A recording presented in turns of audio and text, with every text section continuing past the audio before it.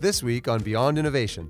We're using like leading edge tech in the form of optics, cameras, microprocessors, and we've put it together in this hardware platform that gets the most out of whatever vision is left for these patients and allows them to see dramatically better than they can without it. And at a more granular level, the way it works is there's a video camera on the front of this head-mounted display system. It's capturing everything that's going on. It's a very high resolution camera. There's rangefinders that allow it to do autofocus very quickly. And so it focuses almost as fast as the human eye. And on the inside, there's two high-definition organic LED displays that are displaying the information in real time.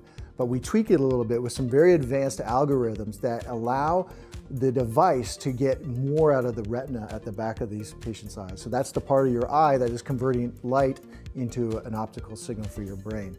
And we get that retina to respond where it wouldn't have responded before.